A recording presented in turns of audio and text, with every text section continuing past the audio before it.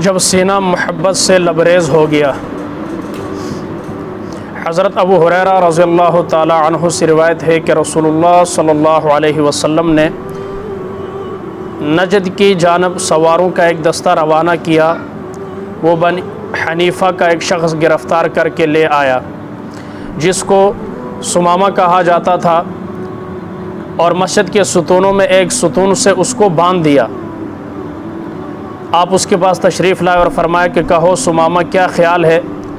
اس نے کہا ٹھیک ہے اے محمد صلی اللہ علیہ وسلم، اگر مجھے قتل کرو گے تو یاد رکھو ایسے شخص کو قتل کرو گے جو گرا پڑا نہیں، اپنی قوم کا سردار ہے، اس کے خون کا بدلہ لیا جائے گا، اور اگر احسان کرو گے تو ایسے شخص پر احسان کرو گے جو احسان فراموش نہیں۔ اگر تم کو مال درکار ہو تو بولو کیا چاہتے ہو۔ آپ اس دن اس کو اسی حالت میں چھوڑ کر تشریف لے گئے۔ پھر دوسرے دن تشریف لائے اور فرمایا ثمامہ بولو اب کیا خیال ہے؟ اس نے کہا میرا خیال اب بھی وہی ہے جو پہلے ظاہر کر چکا ہوں، اگر احسان کرو گے تو ایسے شخص پر احسان کرو گے جو ہمیشہ تمہارا شکر گزار رہے گا۔ آپ پھر اسی طرح اسے چھوڑ کر تشریف لے گئے، یہاں تک کہ جب کل کے بعد پھر تشریف لائے اور اس سے پوچھا کہو ثمامہ کیا خیال ہے، تو اس نے کہا وہی بات ہے جو پہلے کہہ چکا ہوں۔ آپ نے فرمایا ثمامہ کو کھول دو۔ قید سے رہا ہو کر وہ مسجد کے قریب ایک کھجور کے باغ میں گئے، غسل کیا اور کلمہ شہادت پڑھا، اشہد اللہ الہ الا اللہ وان محمد رسول اللہ، کہ اے محمد صلی اللہ علیہ وسلم روئے زمین پر آپ کے چہرے سے زیادہ مبغوض چہرہ میرے نزدیک کوئی اور نہ تھا، لیکن آج وہ مجھے سب چہروں میں سب سے زیادہ محبوب ہو گیا ہے۔ خدا کی قسم پہلے مجھے تمام دینوں میں آپ کے دین سے زیادہ مبغوض کوئی اور دین نہ تھا، اور آج مجھے سب سے پیارا دین آپ ہی کا دین ہے۔ خدا کی قسم مجھے تمام شہروں میں آپ کے شہر سے زیادہ کوئی شہر مبغوض نہ تھا، لیکن آج سب شہروں میں عزیز تر شہر آپ ہی کا شہر ہو گیا ہے۔ عرض یہ ہے کہ آپ کے فوجی دستے نے مجھے گرفتار کر لیا تھا، میں اس وقت عمرہ کرنے کے لیے جا رہا تھا، فرمائیے مجھے اب کیا کرنا چاہیے؟ آپ نے ان کو اسلام پر بشارت دی اور فرمایا کہ عمرہ ادا کر لیں۔ جب یہ مکہ پہنچے تو کسی نے کہا ارے کیا اپنے دین سے پھر گیا؟ انہوں نے جواب دیا دین سے پھرنا کیا ہوتا ہے، میں خدا کے رسول پر ایمان لایا ہوں۔ جادو وہ جو سر چڑھ کے بولے، جب اسلام قبول کر لیا تو اب ڈرنا کیا؟ سمجھ میں آ رہی ہے؟ قسم ہے خدا کی جب تک آپ اجازت نہ دیں گے اب تمہارے پاس یمامہ سے گیہوں کا ایک دانہ بھی نہیں آ سکے گا۔ اب سردار تھے تو کہا یا رسول اللہ اگر آپ اجازت جب تک آپ نہیں دیں گے تب تک ثمامہ جو علاقہ ہے وہاں سے گیہوں یعنی آٹا وغیرہ کفار کے پاس نہیں آئے گا۔ علماء نے لکھا ہے کہ ثمامہ رضی اللہ تعالیٰ عنہ کا پہلے دن یہ کہنا اگر آپ قتل کریں گے تو یاد رکھیے ایک سردار کا قتل ہوگا، کسی معمولی شخص کا نہیں کا فقرہ کہنا، اور دوسرے دن یہ کہنا اگر آپ احسان کریں گے تو کسی احسان فراموش پر نہیں بلکہ شکر گزار پر احسان کریں گے۔ اپنی گفتگو کی ابتدا کرنی بڑی بلاغت پر مبنی تھی۔ پہلے دن ان کو یہ یقین ہو چکا تھا اب ان کی جان بخشی نہیں جائے گی، لیکن جب انہوں نے آپ کے عفو و کرم کا سما دیکھا تو انہیں یہ امید لگ گئی کہ اگر وہ رحم کی کوئی درخواست پیش کریں گے تو وہ ضرور منظور ہو جائے گی، اس لیے دوسرے دن انہوں نے آپ کے احسان اور اپنی شکر گزاری کا مضمون سے اپنی گفتگو کا آغاز کرنا مناسب سمجھا۔ شارحین نے لکھا کہ جب ثمامہ سے پوچھا گیا کہ تم نے اسیری کی حالت ہی میں اپنے اسلام کا اعلان کیوں نہ کر دیا تھا؟ پہلے تو اعلان نہیں کیا نا جب باندھے ہوئے تھے، جب آپ علیہ السلام نے انہیں رہا کر دیا، باغ میں جا کر غسل کیا، کپڑے بدلے، پھر آ کر اسلام قبول کیا۔ کسی نے پوچھا پہلے قید ہونے کی حالت میں کیوں نہیں کیا؟ تو انہوں نے یہ جواب دیا کہ اس حالت میں میرا اسلام قبول کرنا میری بزدلی اور پست ہمتی کا عنوان بن جاتا۔ قیامت تک کے لیے لوگ یہ کہتے کہ بھائی جب قید تھا مجبور ہو کر اسلام قبول کیا۔ ہاں تو یہ ظاہر ہے آج ہم یہ واقعہ پڑھ رہے ہیں، اگر وہ ایسا کرتے تو وہی واقعہ پڑھا جاتا، لیکن اس لیے میں نے اپنی آزادی کے بعد اپنے اسلام کا اعلان کیا تاکہ معلوم ہو جائے کہ میرا اسلام کسی کے جبر و اکراہ یا کسی سے خوف کے بنا پر نہیں تھا بلکہ رضا، رغبت اور خوشی کے ساتھ تھا۔ جہاں طبیعت کا یہ زور موجود ہو وہاں تلوار کا زور بلا کیا کارآمد ہو سکتا تھا۔ حضرت صلی اللہ علیہ وسلم کی چند لمحات کی صحبت بھی کہ کیا کیمیا اثر تھی کہ ادھر آپ نے کھڑے کھڑے سمامہ سے چند کلمات کہے، ادھر اس کے باطن میں وہ انقلاب برپا ہو گیا کہ جو سینہ ابھی آپ کی عداوت سے لبریز تھا وہ آپ کی محبت سے معمور ہو گیا، اور ایسا معمور ہوا کہ آپ کی ذات مبارک ہی نہیں بلکہ آپ کا دین، حتیٰ کہ آپ کا وطن بھی تمام وطنوں سے زیادہ محبوب بن گیا۔ نہ یہاں کوئی شمشیر کھینچ رہی تھی، نہ دلائل کا زور تھا، صرف آپ کی فیض صحبت کا ایک دریا تھا جو کفر و شرک کے بڑے بڑے پتھروں کو اپنے ریلے میں بہائے لیے جا رہا تھا۔ در فیض محمد واہ آئے جس کا جی چاہے، نہ آئے آتش دوزخ میں جائے جس کا جی چاہے۔ مریضان گناہ کو دو خبر در فیض محمد کی، بلا قیمت دوا ملتی ہے آئے جس کا جی چاہے۔ یہ ہے وہ بلا قیمت دوا کہ جس پر نہ کوئی زور زبردستی ہے، نہ کوئی مار پٹائی ہے، صرف نبی نے وہ ستون کے ساتھ باندھا، وہ آج بھی موجود ہے تاکہ مسلمانوں کے اعمال دیکھیں۔ دیکھا صحابہ رات کو تہجد پڑھ رہے ہیں، کوئی قرآن کی تلاوت کر رہا ہے، کوئی نفل پڑھ رہا ہے، کوئی دین کی باتیں سیکھ رہے ہیں، تو جب انہوں نے مسلمانوں کے ماحول کو دیکھا تو اسلام ان کے اندر معجزن ہوا۔ 3 دن نبی نے مسجد میں اسی لیے باندھا تاکہ یہ دیکھے یہ دین کیسا ہے۔ اور آج ہمیں کوئی دیکھے تو پہلا تانا دیتے ہیں کیا یہ مسلمان ہے؟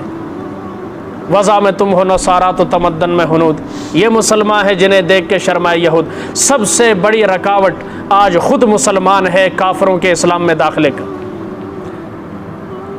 آج اگر ہمارے گھر میں کوئی گورا آ جائے، 5 وقت کے نمازی سے پوچھے یار مجھے اسلام کی بنیادی چیزیں بتاؤ، دل پر ہاتھ رکھ کر اللہ کو حاضر ناظر جان کر ہم یہ سوچیں کیا ہم اسے اسلام کی بنیادی باتیں اس کی تسلی کرنے کے لیے بتا سکتے؟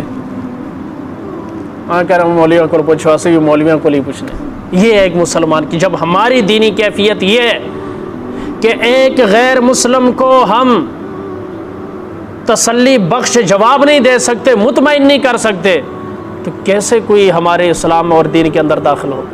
رکاوٹ ہے یا نہیں؟ کوئی غیر مسلم عورت مسلمان ہو جائے، کیا ہمارے گھر میں موجود ماں، بہن، بیٹی، بیوی اسے دین کی بنیادی باتیں سکھا سکتی؟ اور اگر اس سے فیشن کا پوچھا جائے تو پھر چھڈو پرا، صبح شروع ہوگی شام تک فیشن دیا گلنا ہی نہیں ممکن۔ یہ ہمارا دین ہے، کون سیکھے گا؟ کتنی بار عرض کر چکا، فرشتے نہیں آئیں گے، وحی کا سلسلہ رک گیا ہے، انبیاء نے آنا کوئی نہیں، ہاتھوں میں لیے شمع یقی آئیں گے، اب پیغمبر نہیں آئیں گے، ہم ہی آئیں گے، ہم ہی نے دین سیکھنا ہے۔ میں وہ ساتھی کو بتا رہا تھا کہ ٹینکی میں جب پانی نہیں ہوگا ٹوٹیوں میں پانی نہیں آئے گا۔ ہم بمنزلہ ٹینکی کے ہیں، جب میں مسجد میں نہیں جاؤں گا میرا بیٹا اللہ کی قسم مسجد میں نہیں آئے گا، کیونکہ اس نے مجھے کبھی جاتے ہوئے نہیں دیکھا، کبھی نماز پڑھتے نہیں دیکھا۔ جب میری گھر والی نماز نہیں پڑھے گی میرے بچے نماز نہیں پڑھیں گے، کیونکہ اس نے کبھی ماں کو نماز پڑھتے نہیں دیکھا، ڈرامے لگاتے ہوئے دیکھا ہے، ڈرامہ دیکھتے ہوئے دیکھا ہے، گالیاں دیتے ہوئے دیکھا، ناخن پالش پر نیل پالش لگاتے ہوئے دیکھا ہے، سارا کچھ یہ چیزیں ہیں وہی بچیوں کے اندر بھی آتی ہیں۔ ماں کو فیشن کرتے ہوئے دیکھا، بیٹی بھی فیشن کر رہی ہے، ماں کا بازو ہاف ہے تو بیٹی کا بھی ہاف ہے، ماں جو ہے میک اپ کر کر کے اپنے بوتھے کا بیڑا غرق کرتی ہے، وہی بیٹیوں کی حالت ہے۔ کیوں کہ بڑوں سے سیکھتے ہیں۔ جیسا آپ راستہ دو گے سیکھ دو گے ویسا ہی آپ کے بچے اپنائیں گے۔ اگر قرآن کی تلاوت کرو گے آپ کے بچے کے دل میں قرآن کی محبت پیدا ہوگی۔ اگر آپ نماز پڑھنے کے لیے مسجد آؤ گے تو آپ کے بچے آپ کے ساتھ آئیں گے، جھگڑا کریں گے پاپا مجھے بھی لے کر جاؤ،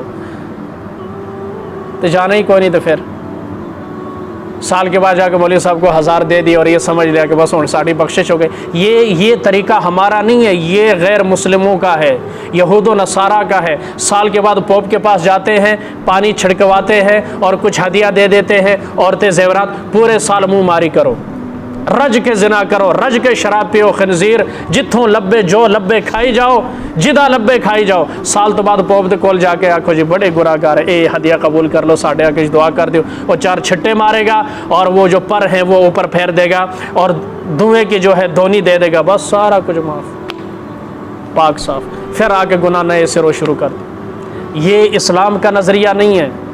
اسلام کا نظریہ اپنے آپ کو پاک رکھنا۔ کیا رکھنا؟ بھائی ہم چھینٹوں سے اپنے آپ کو بچاتے ہیں کہ نہیں؟ کیوں بچاتے ہیں؟ کپڑے ناپاک ہوں گے ظاہری طور پر، ہر ایک کو نفرت ہے۔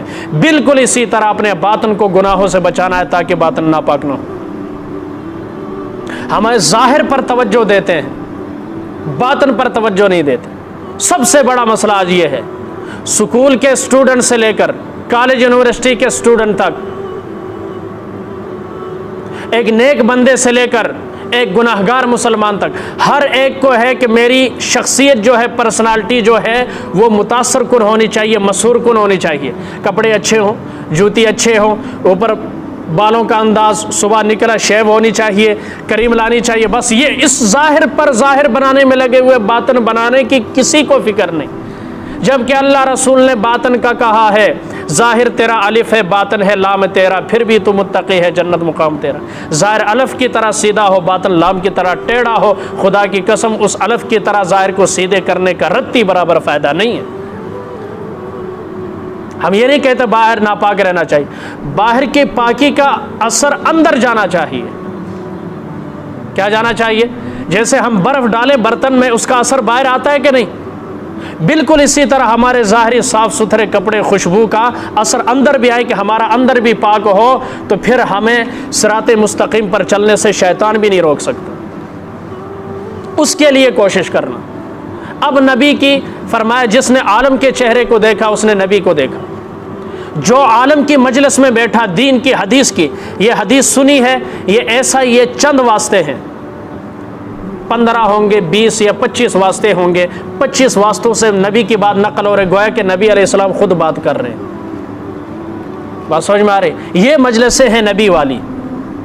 قرآن کی مجلس میں بیٹھنا ایسے ہے کہ جیسے اللہ تم سے کلام کر رہا ہے۔ جب قرآن کی آیت سنو، قرآن کی آیت کس کے الفاظ ہیں؟ اللہ کے، اللہ کا کلام ہے نا، کلام الہی ہے۔ تو درس قرآن سننا ایسا ہے جیسے اللہ کو خود سن رہے ہو۔ ادھے واسطے اور بلاؤ نا، کوئی آن واسطے تیار ہو۔ تو یہ سیکھ اپنے بچوں کو دینی۔ آج ماحول کیا ہے؟ پھر وہی بات سیاست ہے نہیں ہے، بس سیاست کی طرف نہیں جاتی بات۔ مسئلہ یہ ہے کہ ہمیں ان چیزوں کو بتانے کا یہ فائدہ ہوگا کہ ہم سے وہ غلطیاں نہ ہوں۔ اب دین کا نہیں پتہ، کہتا میرے جلسے میں آنا حج عمرہ کرنے سے زیادہ ثواب ہے۔ اب دین نہیں ہے، جب نہیں سیکھا، باپ نے اس کے نہیں اسے بتایا، وہ یہی باتیں کرے گا۔ دوسرا کہتا ہے فلاں کا استقبال کرنا حج میں جانے سے زیادہ ثواب کا کام ہے۔ اب ان کو ہم کیا کہیں؟ کیا یہ وہی نہیں ہے جن کے بڑے مسجد میں نہیں جایا کرتے تھے، جن کے بڑے کرپشن میں لگے رہے؟ یہ بھی جب پیدا ہوئے تو بس یہی دیکھا، لوٹ مار اور سارا کچھ۔ آج جا کر دین پر بات کرتے ہیں، بکواسات کرتے ہیں، کفریہ جملے کہتے ہیں، کیونکہ ان کے بڑوں نے کبھی دین سیکھا نہیں، اپنے بچوں کو سکھایا کوئی نہیں۔ بھائی جب مجھے کسی فیلڈ کا پتہ نہیں، میں نقصان کروں گا نا۔ آپ مجھے کوئی چیز دے دیں، دیکھنا میں کتنے کی بیچتا ہوں، کیوں؟ مجھے تجربہ کوئی نہیں، نقصان کروں گا۔ اب جس کو دین کا پتہ نہیں، جب وہ دین پر بات کرے گا، اپنا بھی نقصان کرے گا، دین کا بھی نقصان کرے گا۔ یہی تو ہمارا رونا ہے کہ بچوں کو لایا جائے، ینگ جنریشن کو دین کی طرف لایا جائے، انہیں نماز کی اہمیت بتائی جائے، تھوڑا ڈانٹ ڈپٹ کے ساتھ ہی ہو، اسے لایا جائے تاکہ کل قیامت کے دن تمہارے لیے شفاعت کا ذریعہ بن جائیں۔ آپ کے جانے کے بعد نماز پڑھے، آپ کے حق میں ہاتھ اٹھا کر دعا کر سکے۔ میں آپ حضرات سے پوچھتا ہوں جو 5 وقت جن کے والدین نے، آپ دعا کرتے ہیں کہ نہیں؟ اور اگر آپ نمازی نہ ہوتے کرتے دعا؟ کیوں جی؟ کبھی نہیں کرتے۔ اب آپ کی مجبوری ہے، آپ آتے ہیں کہتے ہیں یا اللہ ہمارے والدین کو بخش دے، دین کی سمجھ آ گئی تو آج اپنے بچوں کو لائیں گے، کل وہ بھی آپ کے لیے دعا کریں گے۔ آج جو بچہ آپ کی زندگی میں آپ کے کہنے پر نہیں آ رہا، مرنے کے بعد کیا پتہ کیا کرے گا۔ تو کوشش کرنی اپنی بچوں کو لانے کی۔ نئی جنریشن کو اگر ہم نے یہ سیکھ نہ دی، یقین کرو ہمارا آج کے حالات ہمارے سب کے سامنے، بچے بات نہیں مانتے، ہمارے آنے والا دور تاریک ہے، تاریک ہے، تاریک ہے۔ اگر اسے روشن بنانا ہے تو اپنے بچوں کو دین سکھانا ہوگا، خود دین سیکھنا بھی ہوگا، عمل بھی کرنا ہوگا، اپنی طرف سے جہاں تک ہو سکے دین پر چلنے کی اللہ ہم سب کو ہمت اور توفیق عطا فرمائے۔ ایمان کے بعد کفر سے، ہدایت کے بعد گمراہی سے، نفس اور شیطان کے بہکاوے سے اللہ ہم سب کو محفوظ فرمائے۔